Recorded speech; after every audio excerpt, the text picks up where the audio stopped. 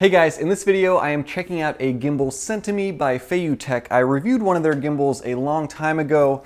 This model is definitely much upgraded, but it is not the newest and the best. I actually have that gimbal as well, but I haven't even opened the box yet. So I'm going to check this one out first, and then in a couple videos I'll check out the newest model. This one is the AK4000. So first things first, let's see what comes in the box. So inside the big white box is a nice styrofoam case. It's kind of a rubberized styrofoam, FeiyuTech branded.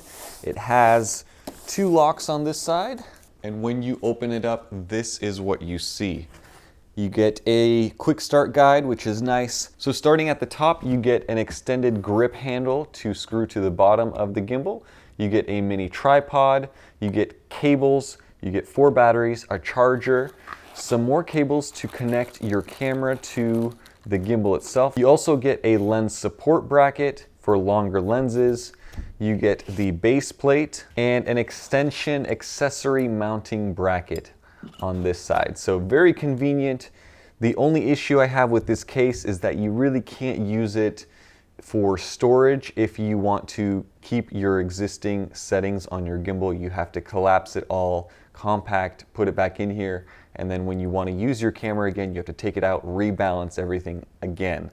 But beyond that, it's a really nicely done, well laid out case. So here is the gimbal, and I have balanced my Sony A6000 with the Sigma 16, which is a favorite for using a gimbal on this. And you can see that it looks very, very nice. Here is the screen. You get a couple of buttons: power, video mode, photo, and then probably to switch modes. You get a knob on the left, which is for a follow focus system, but you don't get that included with the AK4000. So right now, the way that it works is if you move this up and down, the gimbal just tilts up or down. The screen is very nice. It's nice and large. It's about maybe 1.5 inches, and it is a touchscreen interface. Around the side, you have a USB port, a button here. There's another trigger button on the back. So that is it for the controls. Batteries are located at the very bottom. This is one of the coolest integrations of batteries that I've seen in a while. So you get a screw-on metal cap and then a flip, and then 4 batteries fall out of there. I'm not going to take them out again because yeah. Unfortunately, with this gimbal, there are no axis lock buttons or knobs or levers, so you cannot balance each axis individually. You have to balance all of it at once. Construction of this is very nice, all metal, a little bit of paper residue here, which I need to clean off. There is a logo on the very back of this motor here. Then AK4000. Just kind of a soft rubberized plastic. If you look at the base plate, you can see that there are some plugins. They aren't labeled, unfortunately.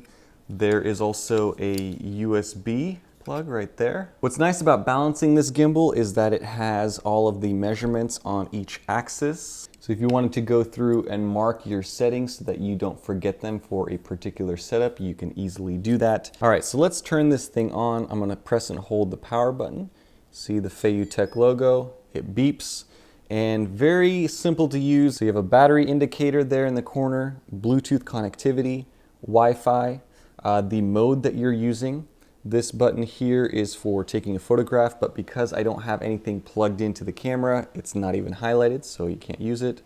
And then this changes what this knob on the left does. You can switch it to pan, and it will turn left and right as you rotate the knob. If you wanted to do yaw or roll, you can do that here. You can do your tilt up and down. As far as switching modes, that's done very easily here. You just tap on the button and it cycles through the 4 different modes. You have TF, tilt follow, you have all follow, that'll follow everything, and the standard mode, which is HF, but it's really pan follow. It should be PF, but whatever. So the majority of the time I was in LK, which is lock. Fit and finish of this is very good. I do like the grippiness of this handle at the bottom.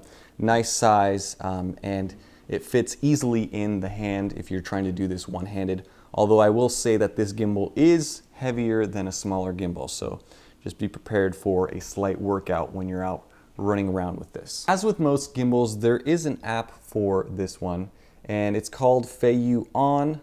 You can see I opened it right now. I didn't do anything, and already it's connected to the gimbal. So as long as it's in a close vicinity, it's easy to connect. I can control it here. You'll see it maybe moving in the background. Which mode to follow at the bottom. The important thing here is settings. So you can customize this gimbal a little bit. So you can choose what the trigger key does, quick follow, lock mode, heading, pitch follow.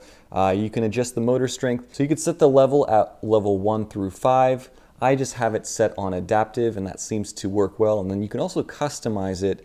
That way you can adjust how strong each one of the motors is. Moving down on the list, joystick settings. You can control how fast it moves. The next item down is scene. I messed with this a little bit and I ended up selecting smooth mode. I'll discuss why later on. Auto rotation mode, there's a mode where you can rotate it kind of like a time lapse. And then the last thing is horizontal calibration or restore default settings. So very nice app. It's pretty basic when you get into it, but the settings button does make up for it. So by now you guys know that there are a lot of gimbals out on the market and there are new ones coming out all the time. And I've reviewed a ton of them and I have at least 2, maybe 3 more gimbals on the way as far as upcoming videos. But I wanted to check this one out, and so I took it out over the course of a couple of days. I've been playing with it, and I did shoot some sample videos, so let's check that out now.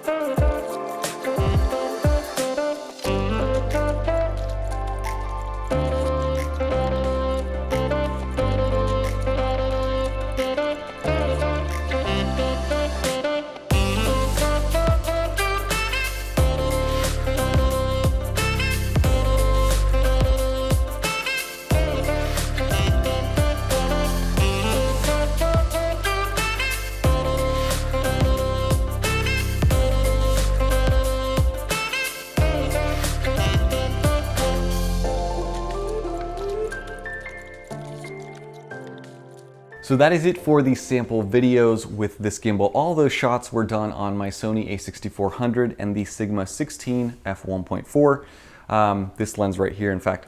So there's no stabilization in the camera body or in the lens, and it's a true test of how good a gimbal is.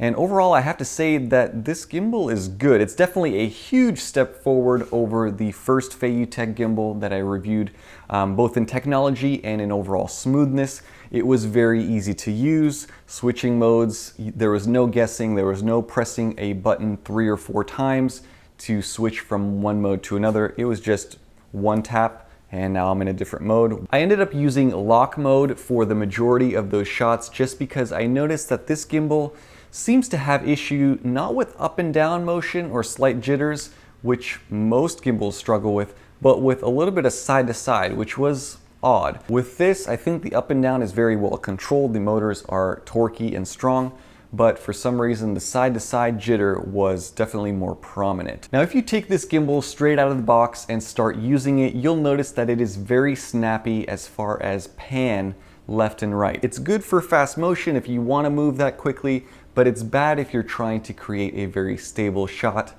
and you don't want those kind of slight movements that you get with a lot of gimbals. What I ended up doing is switching to smooth mode on the app for this gimbal, and the result you can see here is it takes a lot more input to rotate this gimbal left and right on the pan. So in pan follow mode, or HF on this, it is a lot smoother in smooth mode. So I would definitely recommend that. While I'm on the topic of smoothness, I would rate the AK4000 as smoother than the Gimbal Lab that I recently reviewed, but not quite as smooth as the Moza Air, which is a large gimbal such as this one, but it's one of my favorites still. So it's a good middle ground between those two gimbals, and some of the features such as the touchscreen and the integration of switching modes is better than both of them. Another good aspect of this gimbal is the battery life. It is astoundingly good. I've used it for a couple of days and it's still at 75% according to this little small icon. So next, let's talk about my complaints or areas for improvement with this gimbal, and they're all going to be slight changes. I wish that there was an adjustment for this knob here. I wish that you could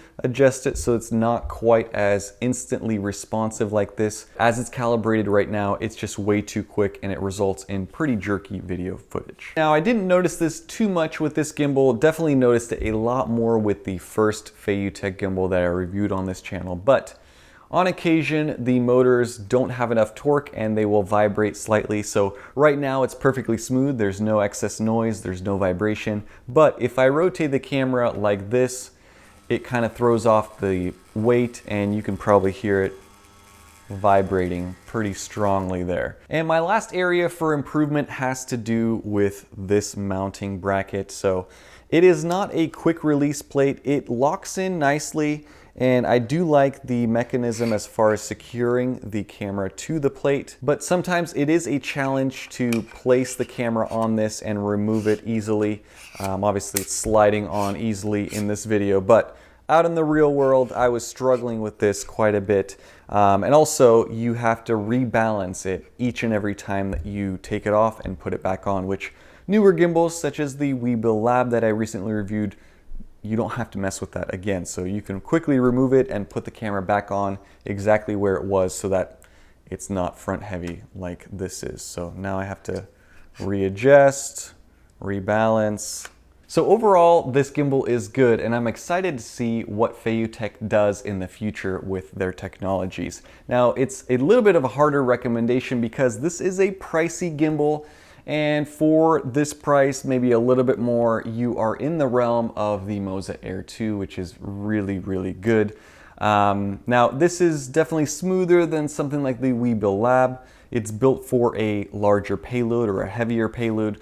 So I would definitely recommend that you check out the specs and see what the features are all about, and then decide for yourself which gimbal is best. There are a bunch of great options out there, but if you are interested in this one, as usual, I will post a link down below to Amazon, so definitely check that out. And that is going to be it for this review. Thank you guys so much for watching. Thanks for all of your likes, comments, and support. Stay tuned for more, and have a nice day. Bye-bye.